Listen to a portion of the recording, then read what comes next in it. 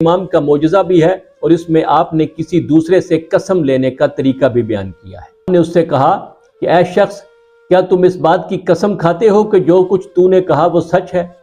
تو وہ شخص کہنے لگا، اس خدا کی قسم جس کے سوا کوئی معبود نہیں اور جو غالب اور حی و قیوم ہے۔ امام نے اسے روک دیا اور کہا کہ جلد بازی کا مظاہرہ نہ کرو، کیونکہ ابھی میں نے تم سے قسم اٹھوانی ہے۔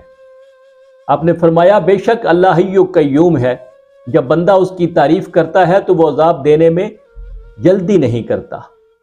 اے شخص، تو یہ کہہ، میں خدا کی قوت و طاقت سے برات کرتے ہوئے کہتا ہوں کہ میں حق پر ہوں۔ اس پر منصور نے اسے حکم دیا کہ ایسے ہی قسم اٹھاؤ جیسے امام کہہ رہے ہیں۔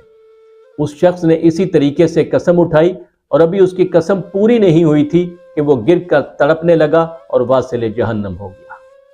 اب آتے ہیں اعمال اور دعاؤں کی طرف۔ امام کی یہ دعا ظالم حاکم کے شر سے محفوظ ہونے کے لیے ہے۔ منصور نے ایک دفعہ آپ کو بڑے غصے کے عالم میں طلب کیا، لیکن جب آپ اس کے پاس پہنچے تو اس نے آپ کا احترام و اکرام کیا اور عزت سے رخصت کیا۔ ربی نے آپ سے پوچھا کہ جب آپ اس کے سامنے گئے تو میں نے دیکھا کہ آپ اپنے ہونٹوں کو حرکت دے رہے تھے۔ آپ نے فرمایا، میں اپنے جد امام حسین علیہ السلام کی دعا پڑھ رہا تھا۔ ربی کہتا ہے کہ میں نے یہ دعا یاد کر لی اور پھر جب بھی کوئی مصیبت آئی میں نے یہی دعا مانگی جس سے وہ دور ہو گئی۔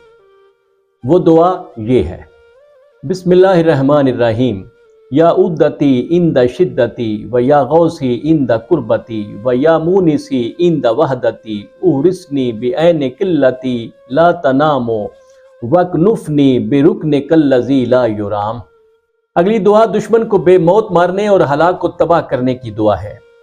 داؤد بن علی بن عبداللہ بن عباس نے آپ کے غلام معلہ ابن خنیس کو قتل کر کے آپ کا مال اس سے لے لیا۔ امام جلال میں آگے اور اس سے کہا کہ کیا تجھے معلوم ہے کہ آدمی کا بیٹا مر جائے تو وہ سو جاتا ہے، لیکن اگر جنگ چھڑ جائے تو وہ نہیں سوتا۔ اس پر داؤد نے مذاق اڑانے کے انداز میں کہا کہ اب آپ ہمیں اپنی دعاؤں سے ڈرائیں گے۔ آپ گھر آ گئے اور ساری رات قیام و قعود میں گزاری اور بوقت سحر یہ دعا کی: یا ذل قوت القوی و یا ذل میال الشدید و یا ذل عزت التی کل خلق کا لہا ذلیل اکفنی ھذا الطاغیۃ واتقم لی منہ۔ ایک گھنٹہ گزرا تھا کہ چیخ و پکار بلند ہوئی اور کہا گیا کہ داؤد بن علی ابھی ابھی مر گیا ہے۔ انشاءاللہ پھر ملیں۔